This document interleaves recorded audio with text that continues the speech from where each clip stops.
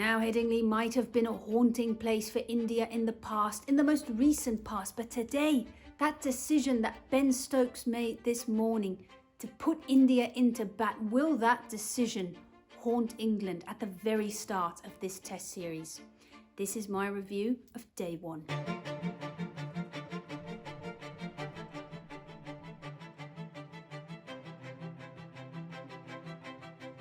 Now look, I mean, stats tell you in the last 6 matches played here at Headingley, the team who bowls first is the team who wins. It won, not like draws, we're talking about winning.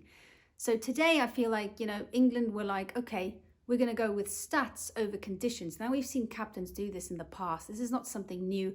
This is not the first time that this has happened. But you really start stressing when, the Indian batters are going at 4 and over. You haven't taken a wicket, and then here comes KL Rahul and he plays a shot like that, and it's so unlike KL Rahul to throw his wicket away. And here you thought to yourself, perhaps as an English supporter, okay, this is our way in. We're kind of in here now. What's interesting for me is the main guy, the mainstay guy, even I have spoken very beautifully about him, Chris Woakes. If we look at his stats actually in Headingley, because we saw no breakthroughs at the start. Yes, okay, sometimes the Duke's ball, what's beautiful about the Duke's ball and also not so beautiful sometimes is that everyone is different. It's hand-stitched. So the one ball might say, okay, well, I'm only going to start doing something after 10 overs, 12 overs. That's what Nasser and them are saying. I remember in the Ashes, it felt like only after 16, 17 overs, this ball was like, okay, now I want to talk. Today, 6 overs, Brighton Cast had a little bit of rhythm there. He was getting the ball to do some things, and then Ben Stokes came in. He was firing in, storming in like Ben Stokes does, and they get them 2 down. But then here comes after lunch. Should always be a good time to bat in England. Bit of cloud, but still not really that much. And Shubman Gill, big mountain off his shoulder, first Test match, okay? Because that's been the question. The question has been, can you actually score a century outside of Asia? Okay, I think he's got 1 century somewhere in Asia. Somebody tell me where that is. Could it be Bangladesh? Don't know, let me know. But not in a Sina country. And he gets that little dragon off his shoulder. I hope a dragon isn't a good omen in some cultures. It might be. Let's say. He gets the troll off of his shoulder. He throws it right off. And that's done. It's ticked. So we can imagine and we can start thinking, I wonder if that's going to free him up for the rest of the series. Now, what I said earlier on about Woakes is his worst average. Now, yeah, we've got the Rose Bowl in here, but his worst bowling average is actually here at Headingley. Now, for a guy who has taken a hell of a lot of wickets in England, that has to tell you something about the pitch. Now, this pitch apparently just gets better and better, doesn't really deteriorate. Yeah, there hasn't been any rain since February. Is the spin going to come in? Bashir got a little bit of something there today, but, Jadeja, he is a smooth operator and he's an experienced operator. So is that going to come into play? Because England have to bat last. But that should tell you a little bit about the conditions at Headingley. Because if a Chris Woakes, who averages about 21 in England, if he then goes to an average of 30 at Headingley, it has to tell you that conditions are quite nice for batting. Now, I know my English conditions a bit, I just don't know it that well, but this is telling me, okay, nice to bat, good to bat.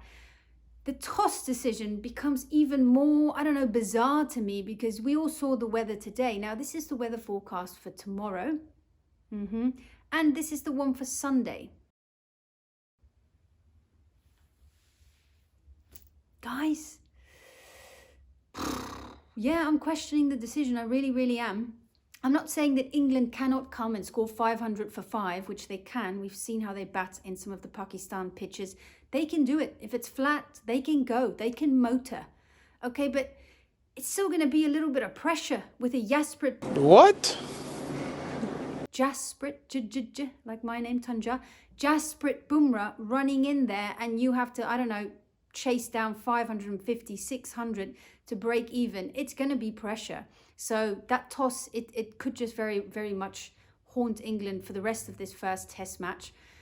Other than that, I thought Shubman Gill batted really well. I thought Jaiswal is going to be a really, really tough wicket for England to get, because if we look here, right, Stuart Broad in 2015, okay, he had a horrible strike rate average against left-handed batters, but then him and Otis Gibson had a little chat. It's the Ashes, we got to up our game here.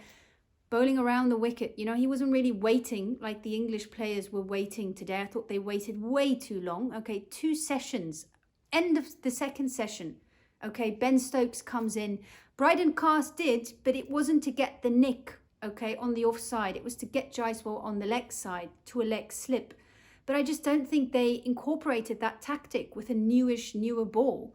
So I thought that they really missed a trick there because, you know, India have all those left-handed batters. Sai Sudarshan, I don't think he's going to get out like that again. Tough day for him. But you've got 3 left-handed batters to deal with in the top 5. Rishabh Pant, Jaiswal, Sai Sudarshan. Then you've got Jadeja as well. So that gives you 4, I think, in the top 7. They're going to have to come up with better plans, England, against these left-handed batters. Or these left-handed batters are going to put England in a lot of trouble. Same thing with India for me. Yes, I think Bumrah is very good with bowling around the wicket, but they did not go for that left arm seamer. Ben Duckett is another guy who can be very, very destructive. So this match, very much in India's favour, but it's kind of set up well for Bazball to come out and be Bazball. Because we're all waiting. I'm waiting for tomorrow. I mean, is India, can they bat all the way through, you know, till tea time? Then can they send England out? We might have some rain tomorrow then. Because this last session, the ball started moving around a bit, but I don't know if that's just because the ball got older or if it's because conditions. We're going to have to see over the next couple of days. But it's all setting up to be a proper showdown of Bazball at its best. Because, guys, you've been doing this now for 4 or 5 years. The moment for Bazball to shine is now. But India have been batting at a fantastic rate. I mean, they look all set up tomorrow. Tomorrow morning, the first hour for England is going to be absolutely key. They're going to have to bring it. They're going to have better plans. Yeah, they've got a new ball now as well. Did not like the planning of England today. Again, against Shubman Gill, 9 balls on his stump. He is an LBW bowled character. Character, is that the right word? No, guys. Oof. What's the word? They're not character. Anyway, only 9 balls on his stumps, 89 balls away from the stumps, you know. A lot of leg side bowling as well. Too straight today from England. If it wasn't too straight, it was like wide. Too much width as well. So they're just going to have to get it right tomorrow. They're going to have to be better. Otherwise, India can go till 600. I don't want to say 700, but it's not impossible. What were your thoughts of today's match? And yeah, what did you think of that toss decision?